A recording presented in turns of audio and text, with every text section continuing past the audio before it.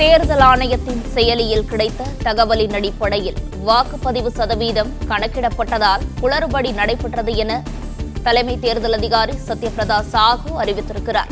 இதுகுறித்த கூடுதல் விவரங்களை செய்தியாளர் ராஜகுமாரன் வழங்க கேட்கலாம். வணக்கம் ராஜகுமாரன், இதுகுறித்த முழு விவரங்களையும் சொல்லலாம். தமிழகத்தில் மக்களவைத் தேர்தல் ஒரே கட்டமாக கடந்த 19ஆம் தேதி நடைபெற்று முடிந்தது. பொதுவாக தேர்தல் நடைபெறக்கூடிய நாட்களில் இரவு 8 மணி முதல் 10 மணிக்கு உள்ளாக ஒட்டுமொத்தமாக இருக்கக்கூடிய அனைத்து தொகுதிகளிலும் எவ்வளவு வாக்கு பதிவானது என்ற விவரத்தை தேர்தல் ஆணையம் வெளியிட்டுவிடும்.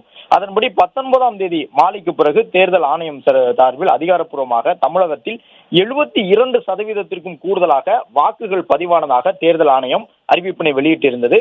பல்வேறு தொகுதிகளில் தருமபுரி, கள்ளக்குறிச்சி உள்ளிட்ட தொகுதிகளில் எல்லாம் 80% கூடுதலாக வாக்குகள் பதிவாகி இருப்பதாகவும், ஒட்டுமொத்தமாக தமிழகத்தில் 72% கூடுதலாக மக்களவைத் தேர்தலில் வாக்குகள் பதிவாகி இருப்பதாக கூறப்பட்டது.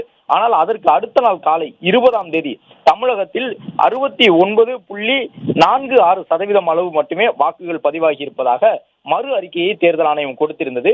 கிட்டத்தட்ட 4-5% வரை ஒட்டுமொத்த தேர்தல் கணக்கீட்டில் குறைவு ஏற்பட்டிருந்தது. அது மட்டுமல்லாமல் பல்வேறு தொகுதிகளில் 5% மேலாக அந்த வாக்கு சதவீதம் குறைந்திருந்தது.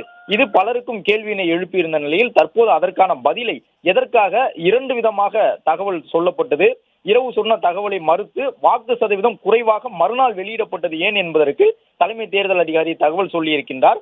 அதன்படி வாக்குப்பதிவு அன்று ஏற்பட்ட அந்த குளறுபடிக்கு காரணம் செயலிகளில் கிடைத்த தகவல் அடிப்படையில் முதல் கட்டமாக வெளியிடப்பட்ட தகவல் என்றுதான் சொல்லியிருக்கின்றார். செயலியில் அனைத்து வாக்குச்சாவடி அலுவலர்களும் கட்டாயமாக அப்டேட் செய்ய வேண்டும் என்று எந்த உத்தரவும் இல்லை. ஆனால் ஒரு சிலர் மட்டும் செயலிகளில் தங்களுடைய தகவலை பதிவு செய்திருந்தார்கள் வாக்குச்சாவடி அலுவலர்கள்.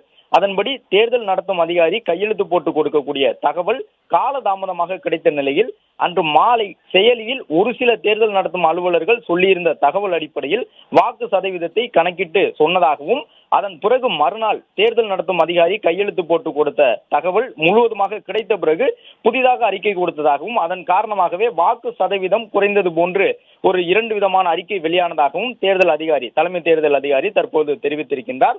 வாக்குப்பதிவு தொடர்பாக வாக்குச்சாவடியின் தலைமை அலுவலர்கள் தங்களின் வாக்குச்சாவடியில் பதிவான தகவல் தொடர்பான 17C ஆவணத்தை வாக்கு எண்ணிக்கை மையத்தில் வழங்க வேண்டும். அந்த 17C ஆவணத்தின் அடிப்படையில் தான் உதவி தேர்தல் நடத்தும் அலுவலர் இறுதி வாக்குப்பதிவு சதவீதத்தை பதிவேற்றம் செய்வார்.